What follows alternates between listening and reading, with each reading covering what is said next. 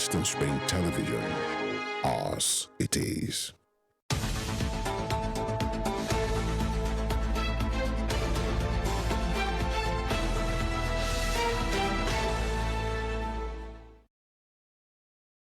Right. Good morning, Nigeria. Good morning, world. You're welcome again to this beautiful day on this program, Morning Spring, where we look at very topical and trending issues. Well, issues of public importance. We dive right into heat on this program at this time, every weekday. FEMI Ojo is my name. Thank you for joining us. It's been, as they say, thank God for life. It's something very sacred. And with the recent happenings, more than before, we must appreciate the gift of life. Very, very sacred. And live every moment as if it's the last, while we are hopeful for a better tomorrow. Good morning once again. Evelyn, good morning. Good morning, Femi. How do you do today? Great, great. Thank you. Good morning, Nigeria. Good morning, world. Thank you so much for joining us. It's always a pleasure to have you on board on another edition of Morning Spring, where we'll talk about topical and critical issues affecting us as a people. My name is EVELYN, OHIOLEI, and we appreciate your time on the show every day. Right, we appreciate you joining us every time. And of course, many things have happened in the last 24 hours. Chief among these things is the fact that the inflation thing is not new, by the way, but even the question is, who will pull a brake on these things? Who will halt this spiral increase? Now, this one is about the naira going downward. It's about the inflation of things, especially food items. Who is going to call for that break? Who is going to pull that shock so that we just don't keep going this way? Because I'm not sure, as they will say, the price of the cost of living is choking the living right now. It's, I don't want to say it's a very challenging time to be alive, because we have to be grateful to God for life. Yeah. But at this point in our country, it's not a very, very great one. We know it's in the world over, inflation and all of that is experienced in almost all the countries in the world at the time, but it is what the government of these countries are doing to stem the tide or to bring it down.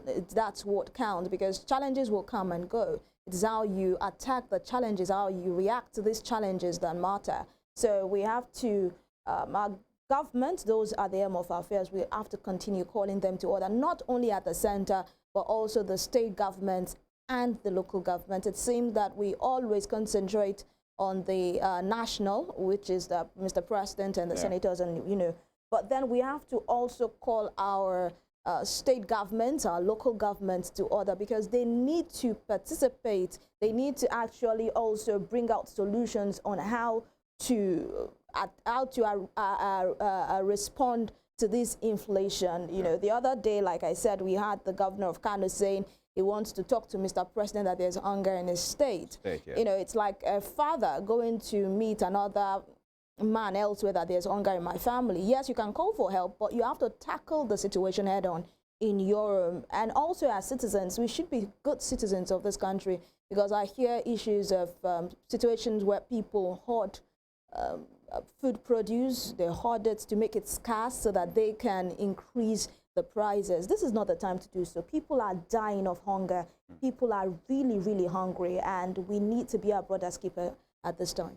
More than ever before, because you must look out, intentionally look out for others. While you are trying to, take care of yourself, because love survivor is first, take care of your family, you must, if you can, look out for others as well. Because if you're saying, I'm just for myself, those people around that are, they are lacking basic things and they can't afford these things, and they are seeing that you are, having a good day in your home.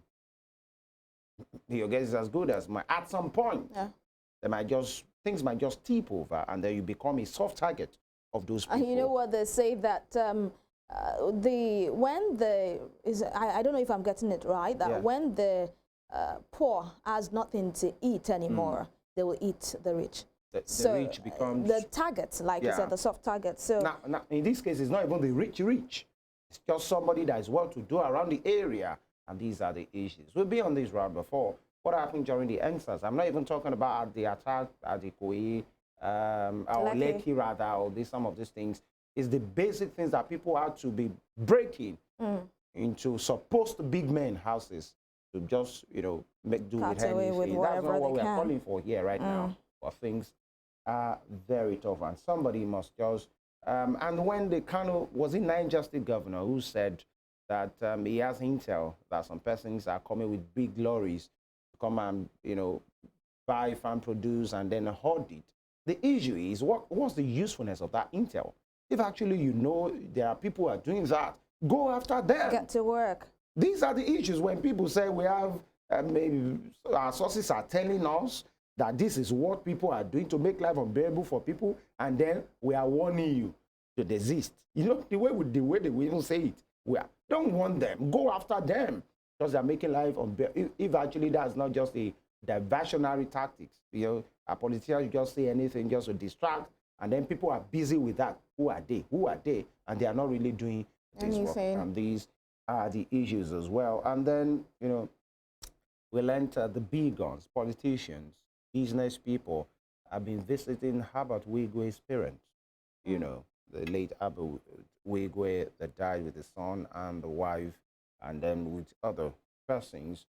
And there's a picture that shows Aliko Dangote, Dapo Abiodun, Toyediri went to visit the parents. You know how life happens at times.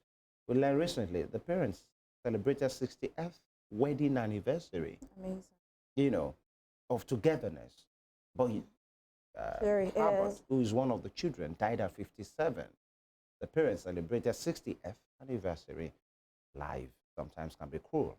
Very cruel, Femi. It is really a sad way to lose a loved one. Not only the parents now losing their son, they lost a daughter-in-law, they lost a grandchild. Yeah. On the same day. It's really, really sad. I was speaking to someone and he was like, this is why some people have this orientation that they cannot travel in the same vehicle or the same airplane as a loved one. They have to probably will share ourselves, the same way. I think the same way with isn't that paranoia? The same way with the royal system in Britain. The king cannot travel with his heir. They can't be on the same plane. Yeah. The heir has to, like King Charles cannot travel with Prince William on the same plane, or do you understand? They have to. Because of eventuality. Exactly. Still, we do not lose a king and heir the same day. So that was what that person said. But I said, when death comes, no one knows, Right. But this is really a sad way to lose a loved one, dying in that crash, and to think that they were going to just have fun and all of that. It's really, really a sad one for me. It's a sad one, really. We continue to pray for the family and other people. It's not just Herbert Wigwe's family that died. There are other persons, that were in that a former director, group chairman of the Nigerian Exchange, Abimbola Ogunbanjo, also died in that crash. So we'll also continue to pray for them. And Femi, today is February 13th. It's World Radio Day. And we know the impact of radio in our society. Most presenters, I dare say that most presenters on TV started with radio. So it's really a day to celebrate. And this 2024 theme is saying a century informing, entertaining, and educating. And this is a shout out to everyone working in the radio system and all of that. You are doing a great job. Salute to you. Right. Informing, educating, entertaining the people, especially the instrumentality of the radio, which has gone far, far, far, in bringing information to the world. You guys are the real MVP, so you are celebrated. We'll go on this break right now. Well, we'll come back with Dev right to what the papers are saying is Morning Spring, Western Spring Television. Be back.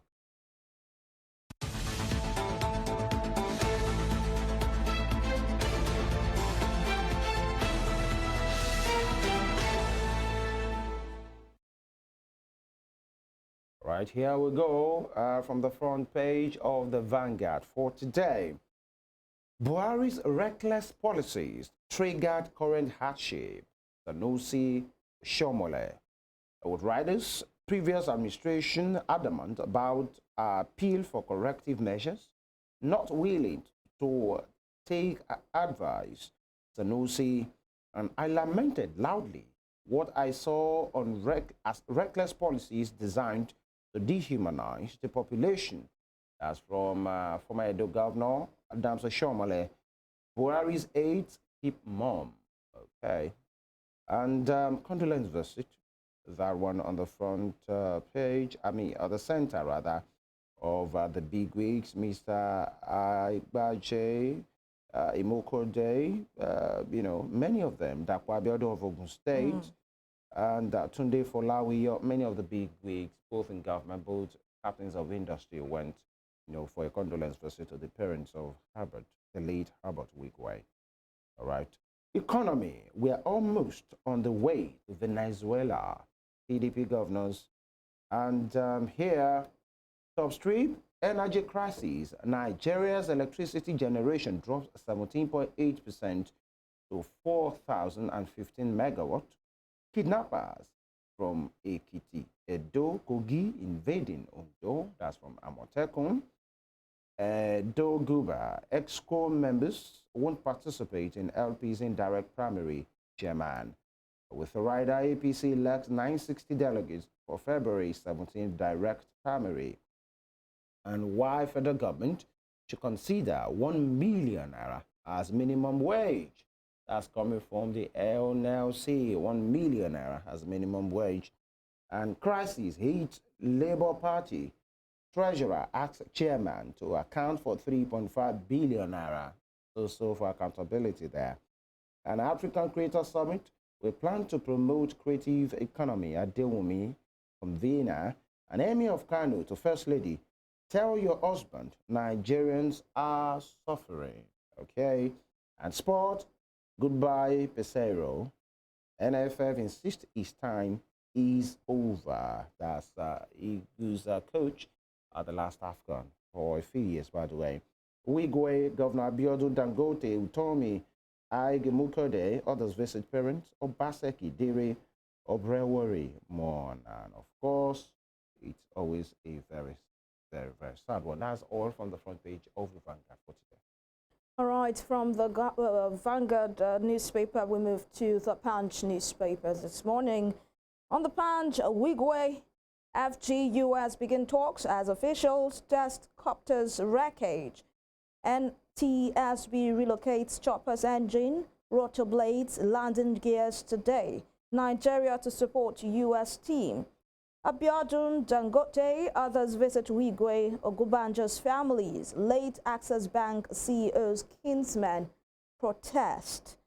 And away from that sad story, IMF forecasts $8 billion fall in Nigeria's 2024 foreign reserves.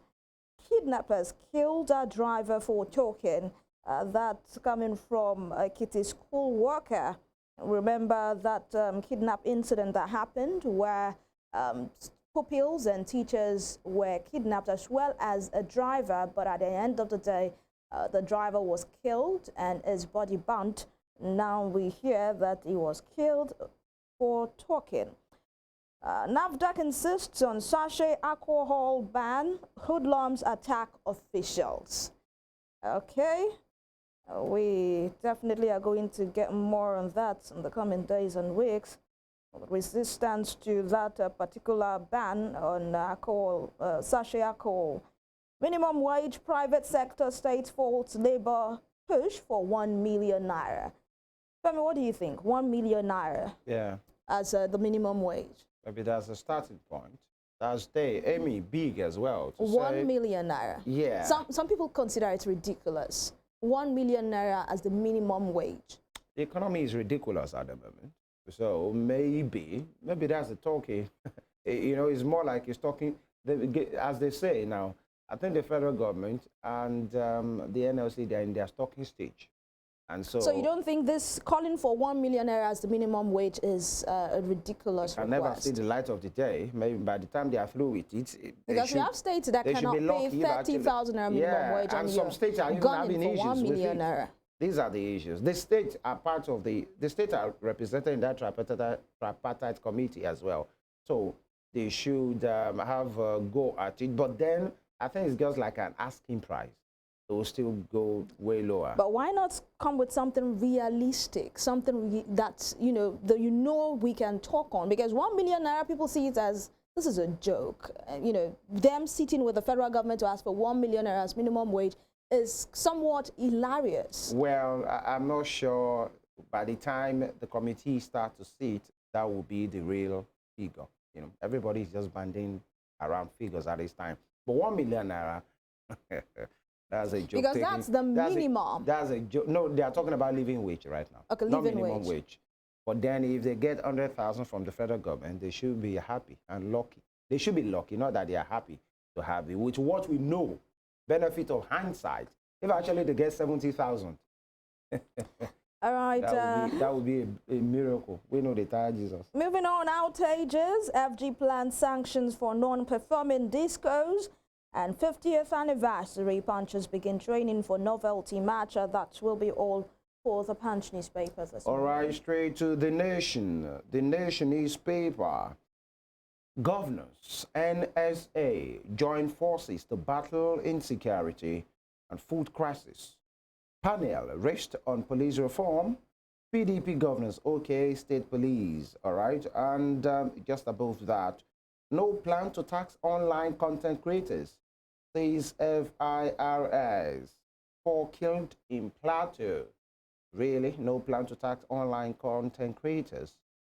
But then we move. A blow of fate. And of course, the condolence visit continues. Nigeria's oil production up by, the condolence visit that I mean is about the late Albert Wigwe, because the picture is there of these guys with Albert Wigwe's parents. And of course, it's always, at this time, it is what it is. Nigeria's oil production up by 177,000 barrels per day in January. Good one. Access Bank workers, we will sustain Wigwe's legacies. All right, good luck with that. Challenges over soon. First Lady assures Nigerians. Interesting. Equities reopen with 101 billion naira gain. And top strip, we paid $6.2 million on Emefiele's directive, says CBN director. And 10 years after 1 billion naira deposit, Neymar yet to get aircraft. Again, 10 years after 1 billion naira deposit, Neymar yet to get aircraft. Why? Is on news page 4. And fleeing kidnappers in Ekiti moved to Ondo. Amotekun claims. And Labour Party treasurer seeks probe of misused party's 3.5 billion naira cash. That's the story on the front page of stories, rather, on the front page of the Nation. All right, on the Guardian newspaper this morning, let's look at stories making waves on the front page of the Guardian. 113.8 million undocumented Nigerians raise doubts on population size, and we have the statistics there. In 2012, the population was put at 167 million, and there was 30% growth in 10 years with 216.78 million people in the year 2022. And there is a UN projection that by the year 2020, Nigeria will be 400 million. That's talking about people now. And the NIN registration still 32% short of World Bank's 148 million June target. Insecurity defies NIN-SIM linkage as kidnapping festers. Dependent to active population ratio 64 to 36. And the population of under 14 years put at 91 million. Away from that, CBN informs court of $6.2 million released for 2023 poll. And abduction, father of slain Anambra lawyer slums dies. That's a sad news there. And reps flares ministry's inability to defend 75 billion naira COVID-19 expenditure. Alleged $6 billion fraud. You have no power to try me. Ex-Minister Agunloye tells EFCC. And Wigwe NSIB collaborates with U.S. agency to probe crash. Import duty FX rate raised fourth time in February. Now 1,444.56 naira to a dollar. And people are complaining really, really big. Import duty FX rates raised fourth time in February. It is now put at 1,444.56 naira to a dollar. NLC pegs wage against naira depreciation amid calls for urgent action against hardship, hunger. And 10 years after verdict, women fall still await property inheritance rights in Southeast. And I think this is that last story on the front page of the Guardian newspaper this morning is something that we should look out critically as a nation. You know, saying 10 years after verdict, women folk still await property inheritance rights in Southeast. That will be all for the Guardian newspaper for this morning. All right, so much to really talk about, so much to really look into. We go on this break. When we'll come back, we delve right into the conversation. It's still Morning Spring on Western Spring Television. Please do well to follow us on all our social media platforms on X, Instagram, and Facebook. And of course, we are live on our YouTube channel at Western Spring Television. We'll be right back.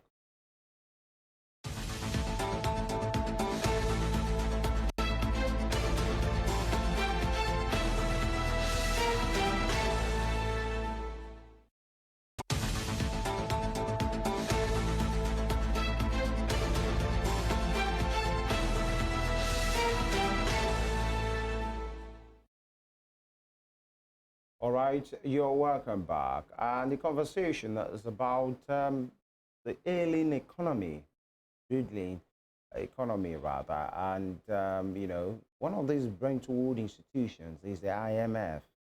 Another one is the World Bank. And the IMF, you know, recently advised the government, you know, to do certain things, which many persons have seen as being extreme, but they feel is a way, in as much the federal government is complaining about the paucity of funds, they don't have enough to throw around. Maybe there's a way they can save some money, and you know, so that they can minister to the needs, if I may use that word, of critical sectors of our economy. And the IMF said that, and I will read it out.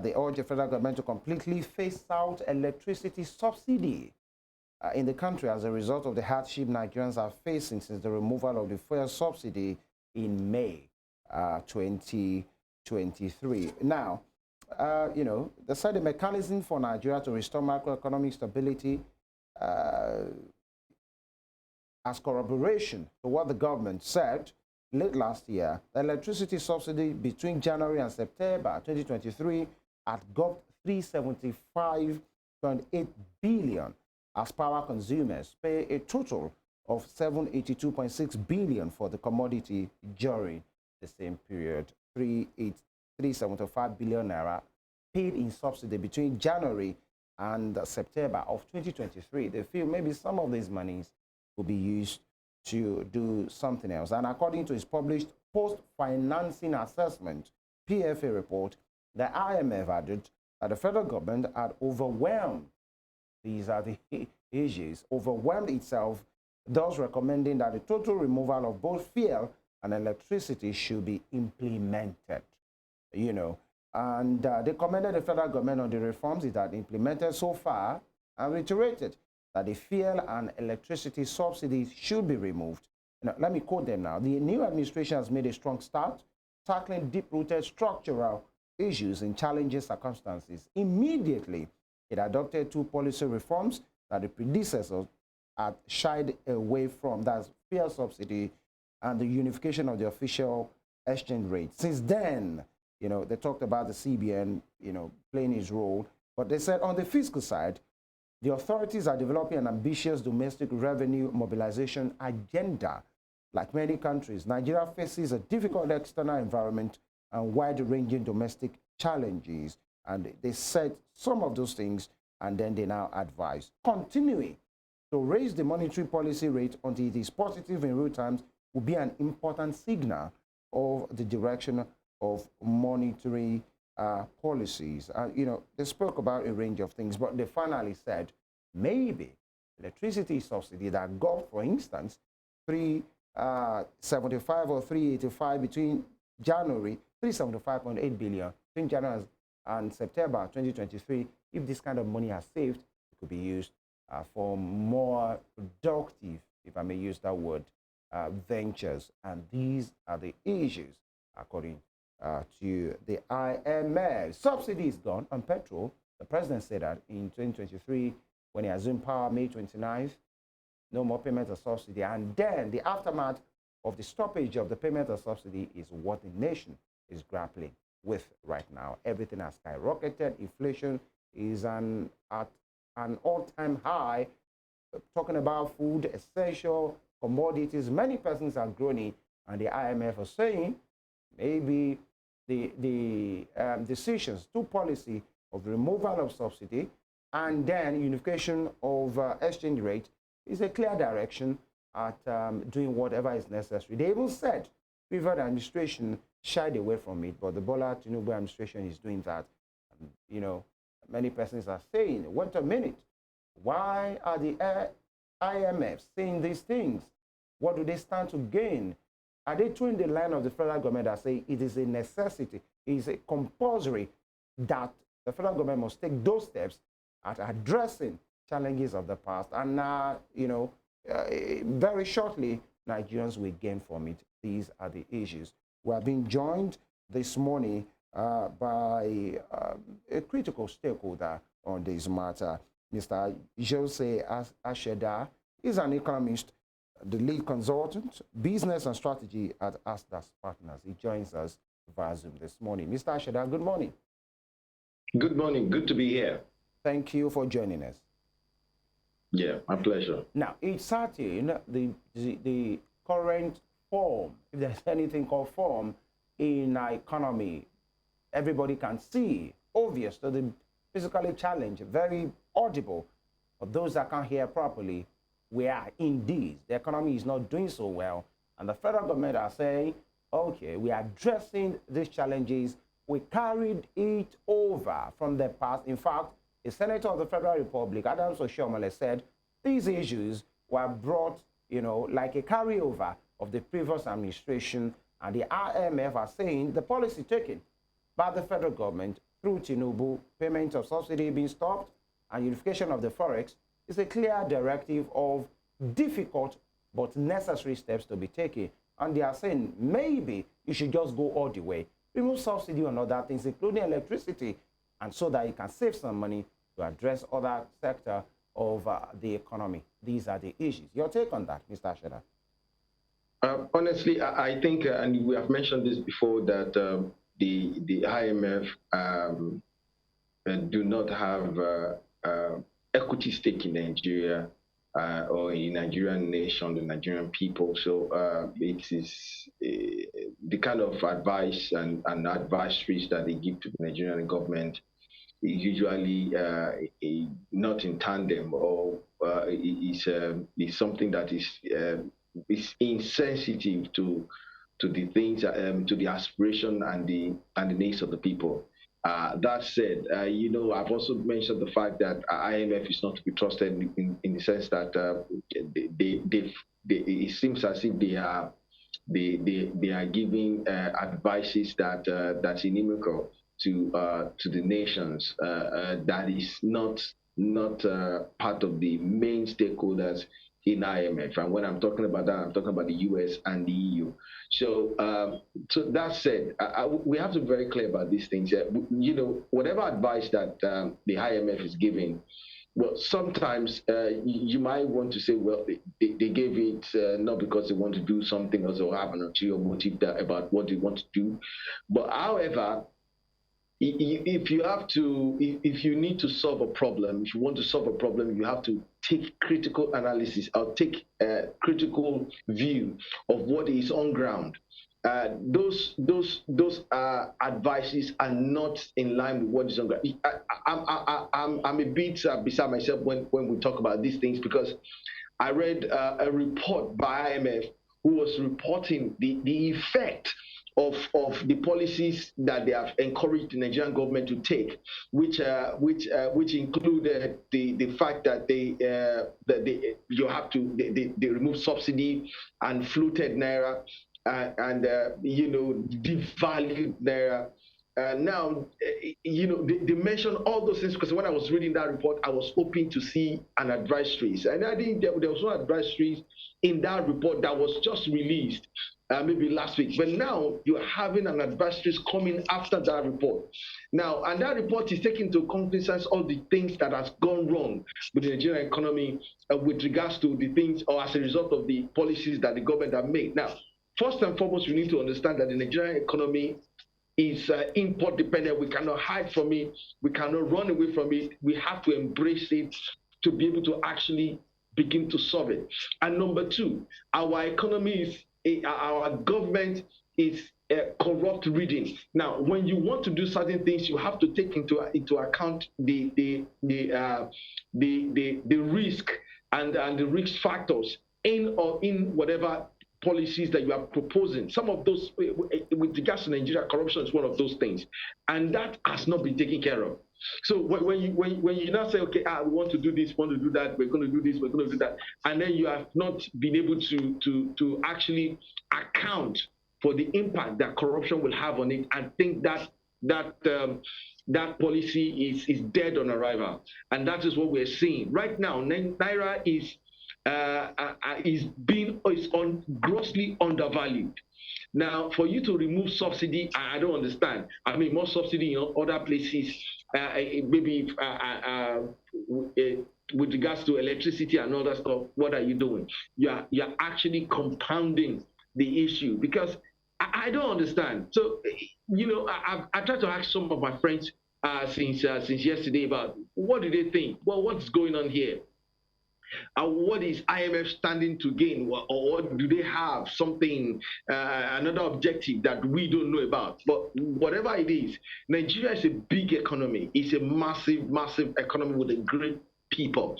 And so if Nigeria is doing well, I can tell you a whole lot of countries in Africa will be doing well.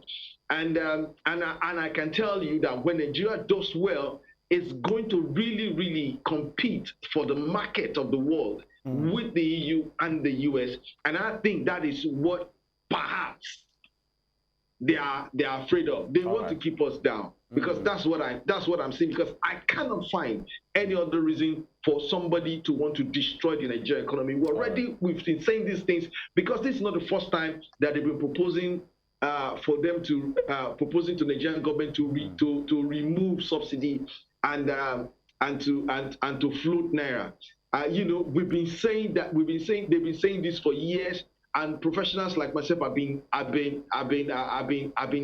speaking up against it. All right. And what they are trying to do is that, okay, see, the money that you are going to get from that, you're going to put it into something else. Now, we have removed subsidies since May or June last year. We have floated naira since May last year. What has happened to the Nigerian economy with regards to the amount of money that the government has saved? All right. So that's a big issue. And a big question that we need to ask ourselves. Yeah. Yes. Two quick ones. Speaking about the IMF and their advice of advisory, yes. It's true that last 2021 they came up with something like that, and in November 2021, let me just read a part of the report credited to IMF, November 2021, said the complete removal of regressive, these were their words, the complete removal of regressive fuel and electricity subsidies is a near-term priority. combined with adequate compensatory measures for the poor. The mission stressed the need to fully remove fuel subsidies and move to a market-based pricing mechanism in early 2022, as stipulated in the 2021 Petroleum Industry Act. In addition, the implementation of cost-reflective electricity tariffs as of January 2022 should not be delayed. Well-targeted social assistance will be needed to cushion any negative impact on the poor, particularly in light of still elevated inflation. They added that Nigeria's past experiences with fuel subsidy removal, which have all been short-lived and reversed, underscore the importance of building a consensus and improving public trust regarding the protection of the poor and efficient and transparent use of the saved resources. That's a partial part of that report. So this is not new. They have always been advocating for this, that Nigeria, if you can go this way, if you can go this route, they call it a near-term priority, combined with adequate compensatory measures for the poor. Now, you spoke about their intention, that maybe the IMF are having ulterior motive. Care to explain that? Is this their advice coming from something that is, more than meets the eye? You know what? We have to be very frank about these things, because when IMF cannot, they have not given, they have not been able to. We don't know what their objectives is. But so we have to be. The only option we have is to look at what they are saying and what they are doing and track it to be able to know the direction that they are going. As far as this is concerned, I must be very frank with you. The removal of subsidy cannot help Nigeria, will not help Nigeria. We have been saying this before, and now we have seen it. So now, for them to be talking about removal, and they say, okay, after removing, then you begin to take care of the poor. Now, you ask yourself, in their country, they have social security schemes. They are able to give money to their poor. They are able to give tax back to their people. And in fact, in some of these Western countries, they give some of their people, the children, I think maybe 2020, they're about to give each child $1,000. So I don't know whether it's a one-off, whether it's monthly, I don't know. So, but these are the things that they are doing. So here in Nigeria, we don't have that. We don't have data to be able for the Nigerian government to be able to do such social security schemes. The only social security scheme that we have is these subsidies. And so you cannot begrudge a country for doing that. Now, we have to be very clear about this thing, that the social security, the subsidy regime in Nigeria is corruption ridden. We've said this thing over and over again. Now, Bola Tinubu, as a president, knew he has made a mistake with this thing. And I'm telling you, the subsidy has returned. You understand? But the subsidy returned too late, because you are not supposed to have removed it in the first place without putting countermeasures in place.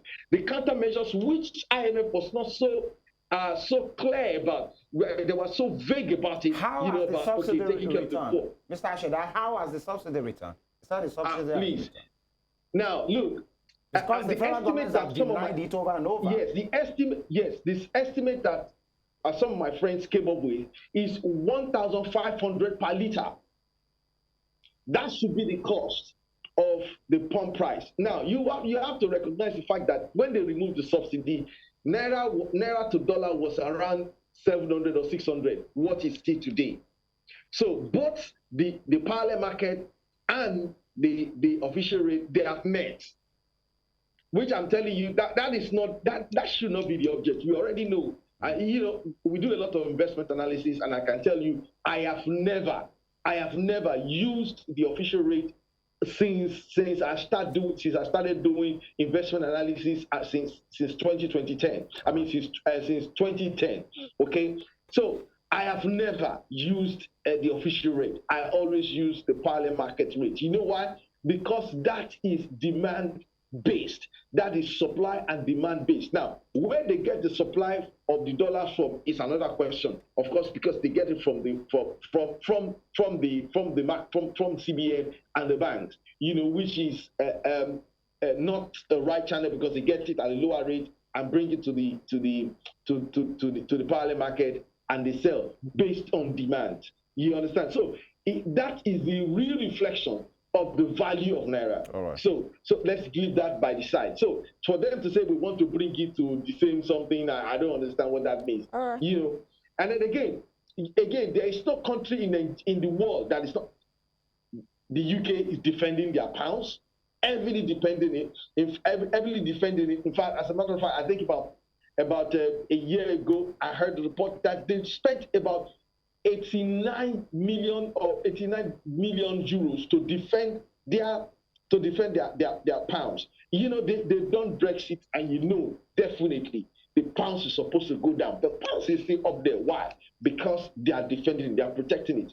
Can America leave dollars alone to the power of demand and supply? Of course, never. It will never happen. Right. So we know these things. So why are you asking Nigeria to not defend their currency? I mean, that is beside the point. Now you have defended, you have floated naira. There are a lot of issues that are beginning to come up right now, which is consequence of the removal the removal of the subsidy and the floating of naira. One of it is that people are beginning to hoard food.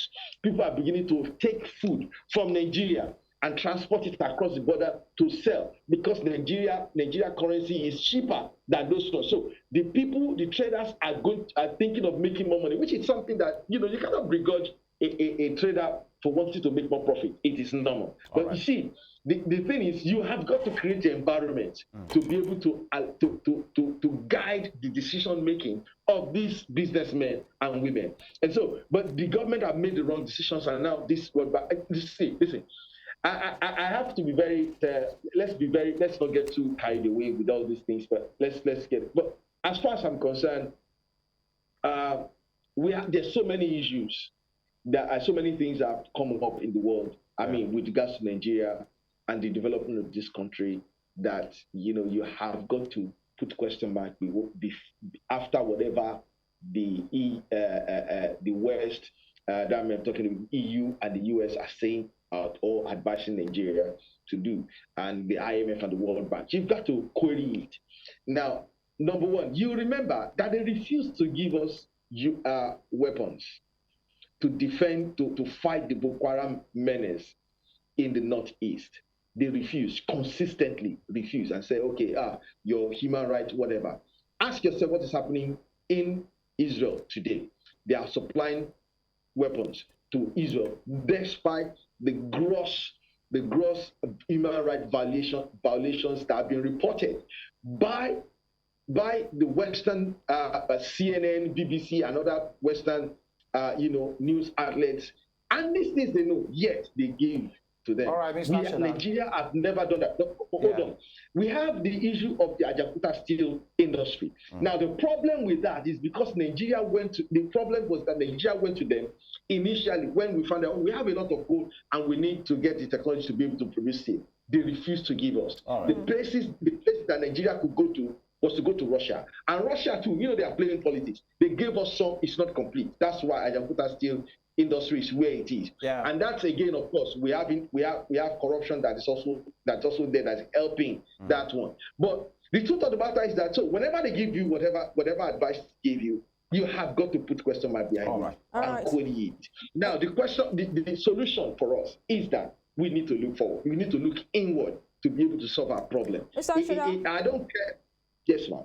All right, please permit me to interrupt you at this time. Now, in that advisory by the IMF, I'll just take a part of it. It says fuel, I think that's the latter part, it says fuel and electricity subsidies are costly and do not reach those that most need government support and should be phased out completely. These are the words of the IMF at this time. And there is a report that said that the federal government has proposed to pay 1.6 trillion naira as subsidy in the year 2024 for electricity.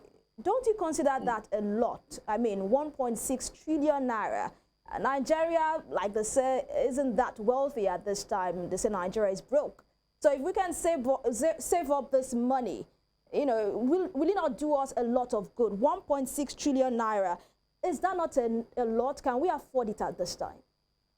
Listen, this is what we have to be very clear about. Number one, those subsidies are social security measures or schemes that can help out, that has been helping our people. We have all seen it, that without it, the economy goes down. And that's what has happened. We have gone down. Naira has gone way down and is falling free beyond its true value. So now let's get that one very clearly. So for them to say anybody, for me, these things we have been saying before now, and we tell you, look, this is going to happen, but it has happened beyond what we expected. So that is by the wayside. Now, to say that this subsidy is not getting to the people that need it. Look, the barber on the street is buying fuel and buying fuel at a subsidized rate. Is it not getting to them? It's getting to them. Yeah. Whenever they have electricity and they have to pay their electricity because it's subsidized, they are paying subsidized rate. You can't say they are not. You can't say it doesn't get to them. Now, what you can say, and which is what they are supposed to say, which is the fact that there is corruption in the system, and this is something that had to be dealt with. You need an holistic audit of that industry. I'm talking. Actually, we've been saying this. We've been saying it since, and you know what? We keep saying it. We are going to continue to say it. The place is corrupt. We have people who have put the former governor who put his voice and words in national dailies concerning his friends about how they are doing round tripping, bringing in empty cargoes and collecting subsidy on empty cargoes. You understand? He said there. So you know this former governor, you can actually bring him to the table and say, okay, who are your friends? In fact, even if he doesn't want to say who are your friends, we look at people who are related to him and who are his acquaintances that are in that industry. They cannot be more than 10. You understand? Are you saying that this subsidy we're talking about is a ruse? Are you saying that the subsidy on electricity, because I've heard people, I mean the ordinary person on the street say, I never even knew there's subsidy on electricity because the amount we pay is humongous. So are you trying to say that there is this subsidy on electricity is a ruse? No, I'm still addressing the petroleum sector, the petroleum product sector. You understand? Okay. That one is corruption reading. It is clear. It is very, very clear. The only reason you are not going there is because I'm telling you, and I'm putting it on record right now, is because the presidency is culpable. And I'm saying it again, the presidency is culpable in the subsidy corruption. Because they know these things. They cannot tell me that they don't know. It is not possible for you to say you don't know that there's corruption in the subsidy scheme of the federal government concerning the petroleum product. It is impossible. Because a former governor said, my friends were bringing in that if you want to make cheap money, you want to make easy money, go to that sector.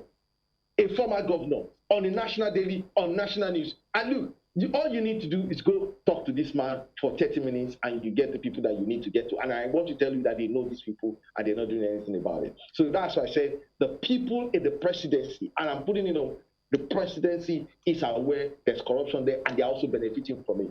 So that has to be said.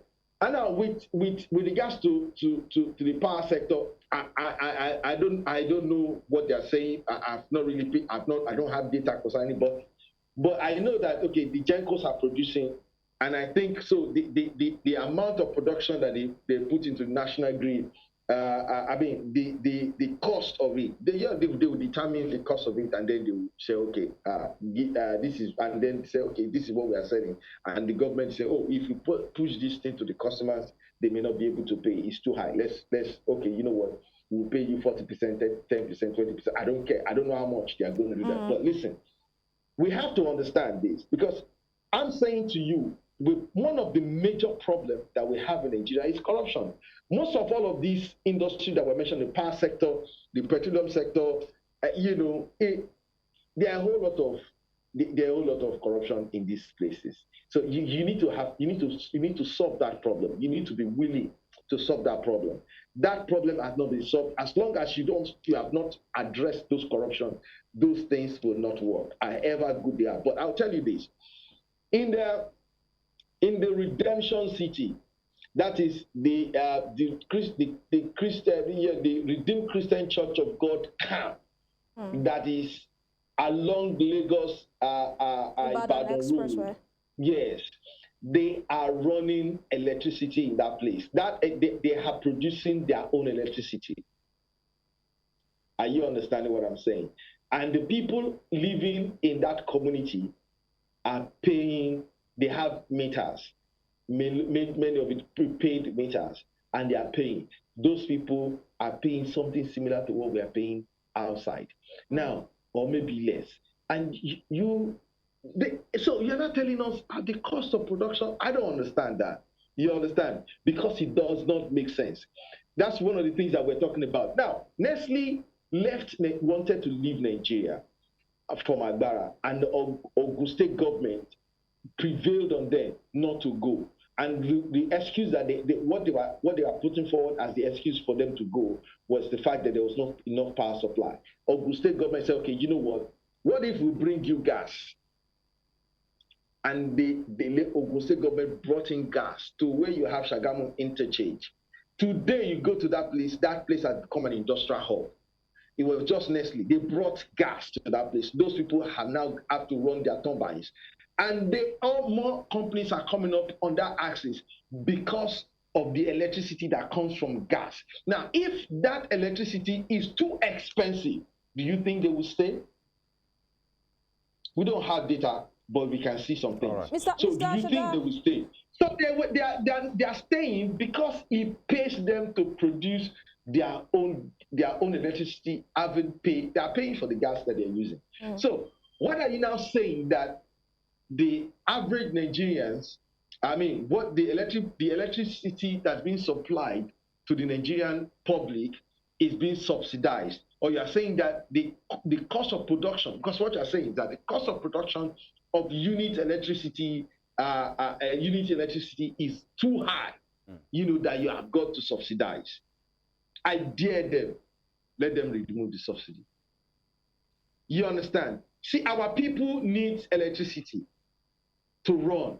And I'm telling to you, Nigerians are great people and they will flourish. We have seen Nigerians, even very, in quote, poor Nigerians who are they say, oh, they have low IQ, they're not doing very well in Nigerian university. I mean, you can see them here in Nigeria, they're not doing well. When they get there, out there, when the environment is good, where they have amenities, they excel.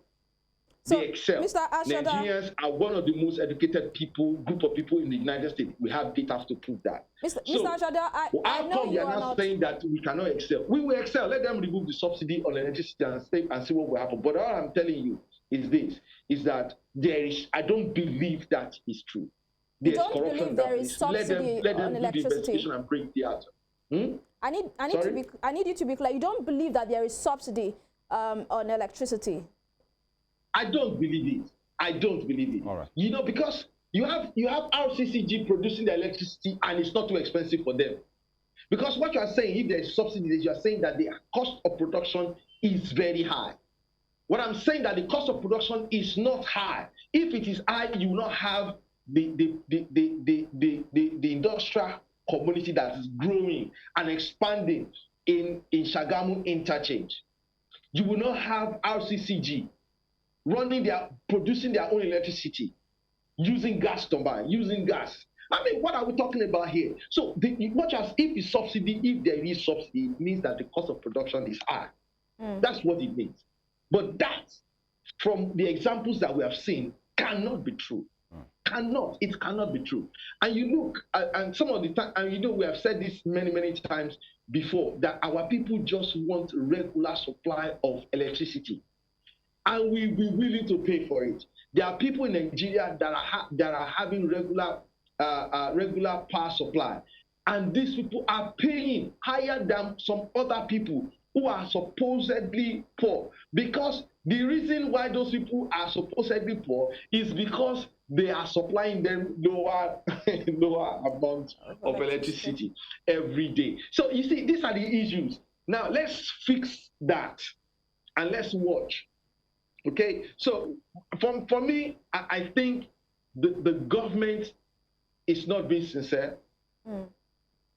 It's not being sincere. All right.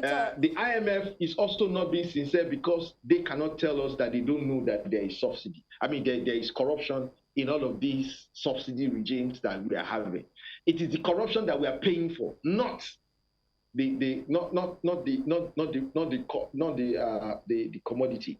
It's the corruption that we are paying for. All right, two questions, Mr. Ashada. Are you saying that there is a sinister motive behind the advisory given by the IMF at this point, knowing fully well that if subsidy on electricity is removed, the situation in Nigeria will become more alarming?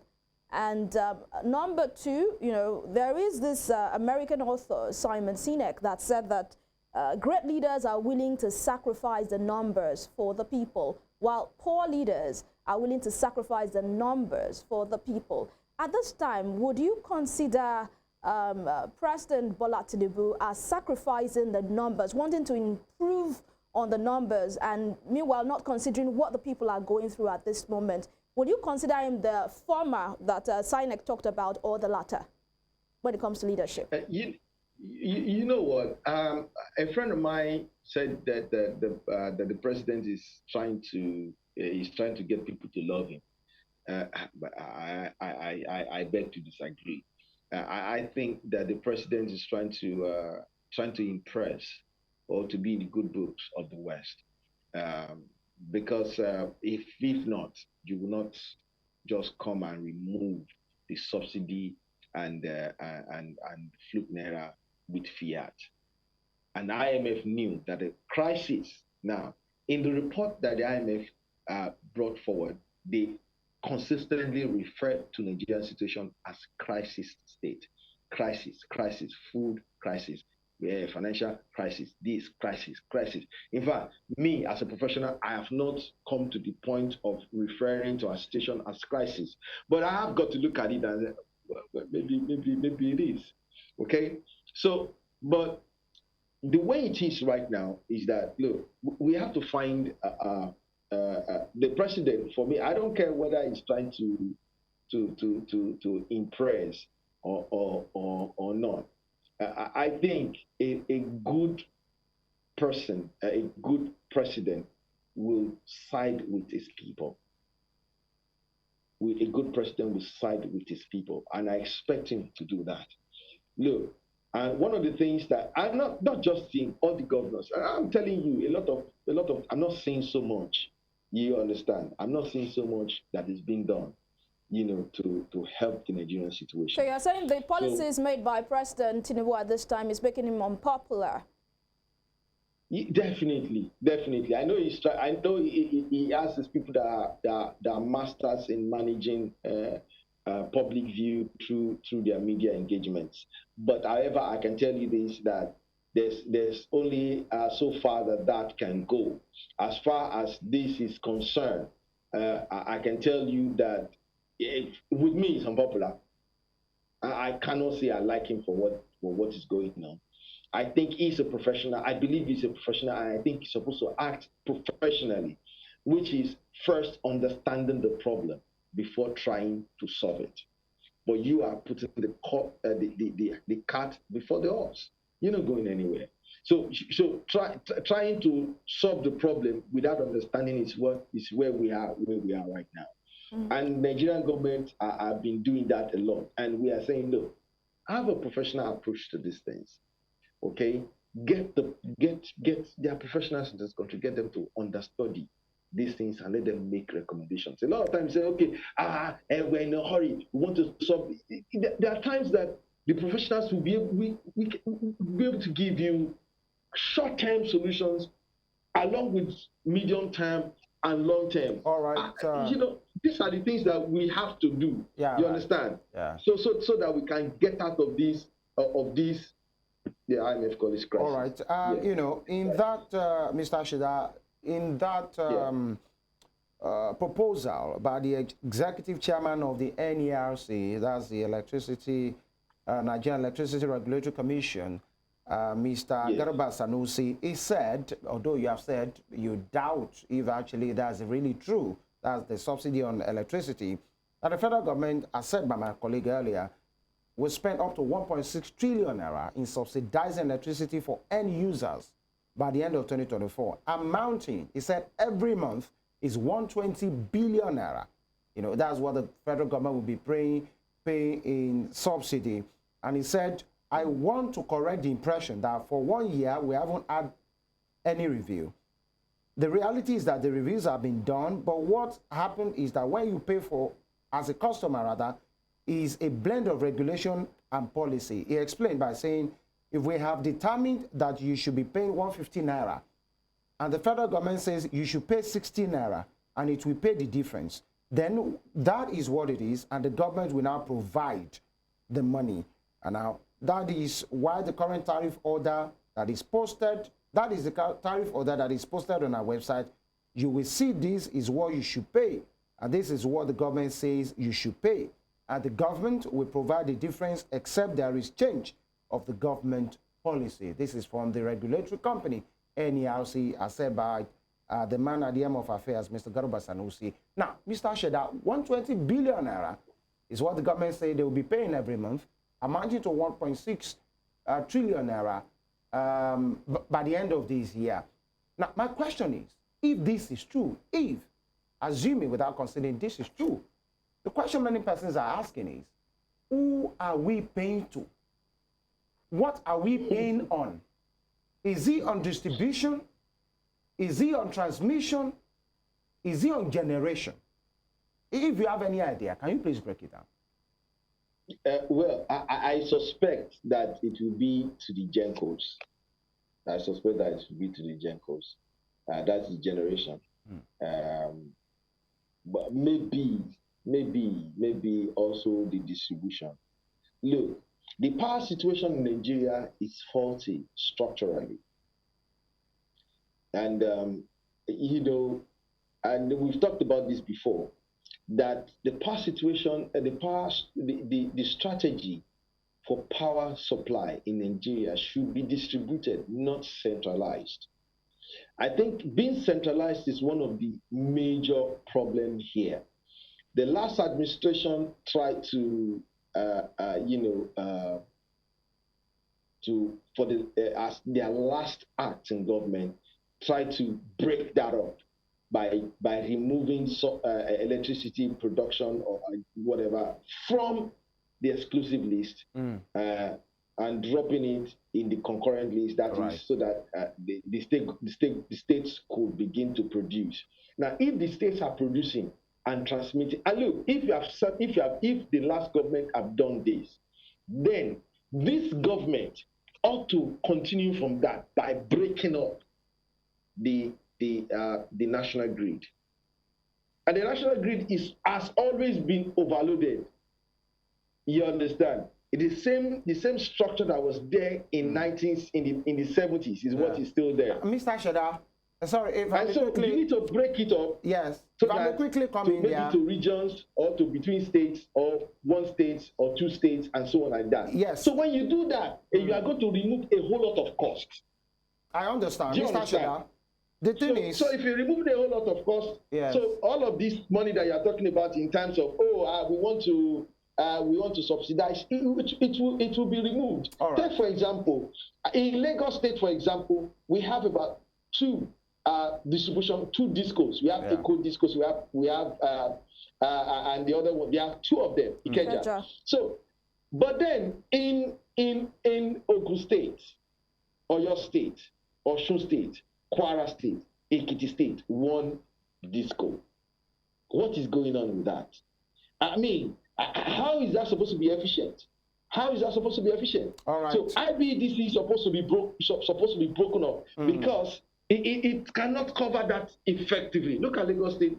The amount of the way they cover Lagos State is more efficient. You cannot compare power supply in Lagos State to all these states that we have mentioned. So we really need to do something about these things. All right, so Mr. Shada. You can break this. Sorry, I have to come in at this point. Yeah.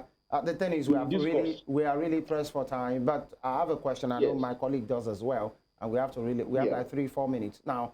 The thing is, that market, the electricity sector, have been liberalized. Now, is it the function of the government, federal government, to now unbundle it, or individuals, stakeholders, state, to tap into that particular opportunity? The Kanji and all the other sources, the Mambila is even here to take up. There is corruption, that's corruption reading on one side. The issues are, it's left for the state government, individuals, companies to tap into that. And one we say it's not the function of the government, federal government, to now unbundle these things. That's number one. Number two, very quickly, if you could do this for me in 15 seconds, the advisory from the IMF, are we duty bound to follow it? It's just advisory. Is it compulsory that we follow?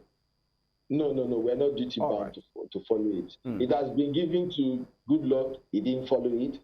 They gave the same thing to Buhari regime. He went with it a little bit as soon as he saw it going south. He quickly reversed it.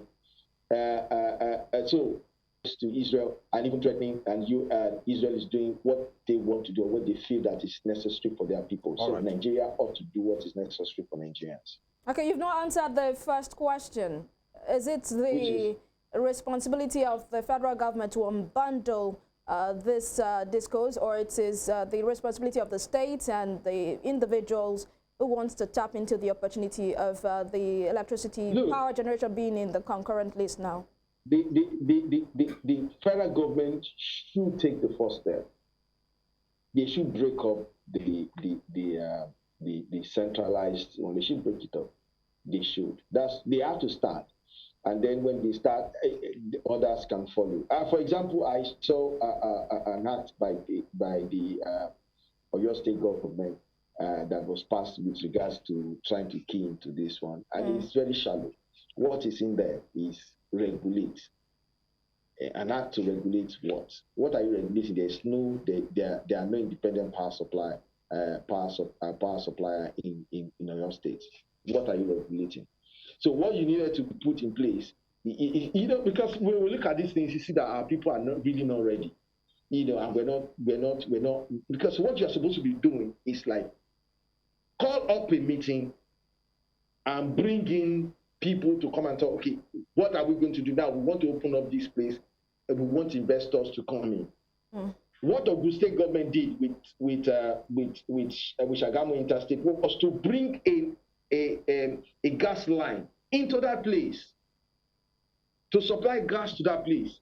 And everybody else around that place begin to tap into it. Simple. Let's start from somewhere like that. As the Oyo State government invited companies that can produce. All right. Even that can generate. So those are some of the things that we're talking about. And these things, Oyo State is very big, but you can also partner with other states. What about partnering with Osun State, partnering with Ondo states, and doing something? Ondo State is close to gas. So what are we doing about these things? So that's for me. That's where we need to start from. But as far as I'm concerned, the federal government needs to take the first step, which is to break up the national grid. All right.